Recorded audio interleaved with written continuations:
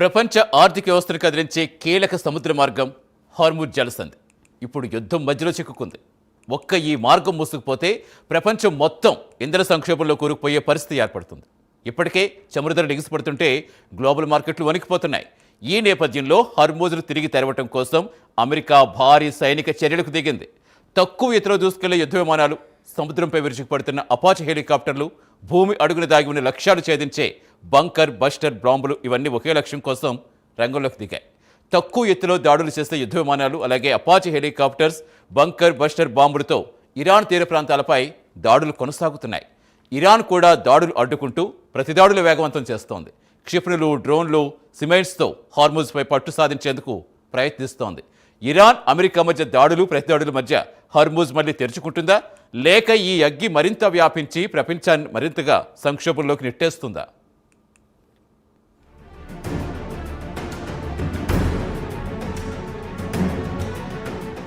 ప్రపంచ చమురు జీవనాడి హర్ముజ్ను తెరిచేందుకు అమెరికా సిద్ధమైంది. గ్లోబల్ ఎనర్జీ సరఫరాలో కీలక పాత్ర పోషించే ఈ సముద్ర మార్గం మూసుకుపోయే ప్రమాదం ప్రపంచాన్ని కలవరపెడుతోంది.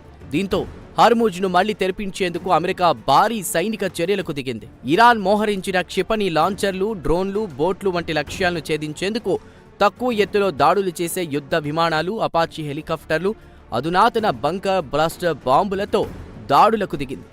సీమైన్స్, ఫాస్ట్ అటాక్ బోట్లు, క్షిపణి వ్యవస్థలను వినియోగిస్తూ ఇరాన్ సముద్ర రవాణాను అడ్డుకుంటుంది.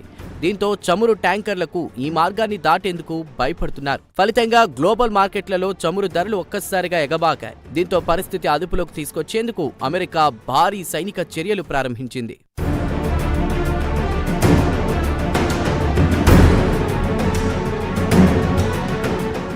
ఇరాన్ తీర ప్రాంతాల్లోని క్షిపణి నిల్వ కేంద్రాలు, డ్రోన్ లాంచ్ పాయింట్లు, సముద్ర మైన్స్ వ్యవస్థలను లక్ష్యంగా చేసుకుని దాడులు కొనసాగిస్తోంది. ఇప్పటికే 5,000 పౌండ్ల బంకర్ బస్టర్ బాంబులను ఉపయోగించి భూమి అడుగున ఉన్న సైనిక స్థావరాలను ధ్వంసం చేసేందుకు అమెరికా ప్రయత్నించింది. ఈ బాంబులు కాంక్రీట్ గోడలను చీల్చుకుంటూ లోపలికి చొచ్చుకెళ్లి పేలిపోవడం వల్ల భారీ నష్టం కలుగుతుంది. తాజాగా మరోసారి అమెరికా దాడులు ప్రారంభించింది.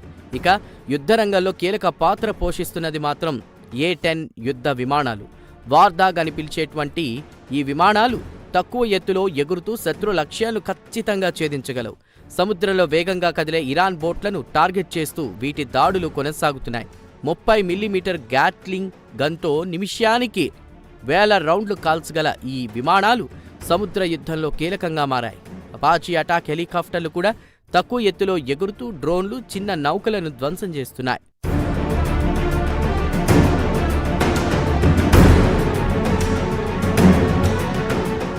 అమెరికా దాడులతో ఇప్పటి వరకు ఇరాన్కు చెందిన 100కు పైగా నౌకలు ధ్వంసమైనట్లు సమాచారం. సముద్ర మైన్స్ను నిర్వీర్యం చేసే చర్యలు కూడా వేగంగా కొనసాగుతున్నాయి. అయితే ఈ మొత్తం ప్రక్రియ పూర్తి అవడానికి ఇంకా కొన్ని రోజులు పడుతుందని సైనిక అధికారులు చెబుతున్నారు. అయితే ఇదే సమయంలో ఇరాన్ చర్యలు కూడా వేగంగా కొనసాగుతున్నాయి. తగ్గేది లేదు అన్నట్లుగా సముద్ర మార్గాలను నియంత్రించే ప్రయత్నాలు చేస్తోంది. అమెరికా దాడులకు ప్రతిదాడులు కొనసాగిస్తూ సముద్ర మార్గాల్లో అస్థిరతను పెంచుతోంది. ఇక ఈ యుద్ధం కేవలం అమెరికా, ఇరాన్ మధ్య పరిమితం కాలేదు, అంతర్జాతీయ రాజకీయాల్లోనూ ప్రభావం చూపుతోంది.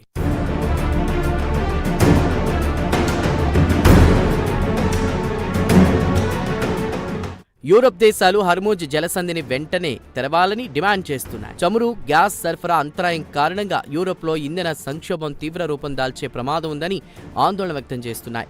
France, Germany, Italy, Netherlands, Britain, Japan దేశాలు కలిసి సముద్ర రవాణా భద్రత కోసం చర్యలు తీసుకోవాలని సంయుక్త ప్రకటన విడుదల చేశాయి. అయితే యుద్ధంలో నేరుగా పాల్గొనే విషయంలో మాత్రం వెనుకంజ వేస్తున్నాయి. అయితే ఇరాన్పై ఆంక్షలను పెంచే అంశాన్ని కూడా పరిశీలిస్తున్నాయి. మరోవైపు అమెరికా యుద్ధ వ్యూహం కూడా స్పష్టంగా ఉంది. హర్ముజ్ను తెరిపించడం మాత్రమే కాకుండా ఇరాన్ దక్షిణ తీర ప్రాంతంలోని కీలక ద్వీపాలను స్వాధీనం చేసుకోవడం కూడా లక్ష్యంగా కనిపిస్తోంది. ఇప్పటికే వేలాది మంది మెరైన్ కమాండోలు యుద్ధానికి సిద్ధమవుతున్నట్లు సమాచారం. సముద్ర మార్గంపై పూర్తి నియంత్రణ సాధించేందుకు భూభాగం, గగనతలం, సముద్రం అన్నటువంటి 3 దిశల్లో దాడులు కొనసాగుతున్నాయి. ఇక ఈ పరిస్థితులు అంతర్జాతీయంగా తీవ్ర ఆందోళనకు గురిచేస్తున్నాయి.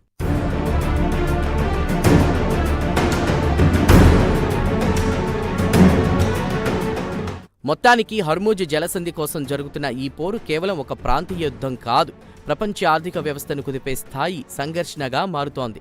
ఇక అమెరికా దాడులతో మార్గం తెరుచుకుంటుందా లేక ఇరాన్ వ్యూహాలతో మరింత ఉద్రిక్తత పెరుగుతుందా అన్నది ప్రస్తుతం ఆసక్తికరంగా మారింది. ఈ సముద్ర మార్గం భద్రతే ఇప్పుడు ప్రపంచ భవిష్యత్తును నిర్ణయించే కీలక అంశంగా మారింది.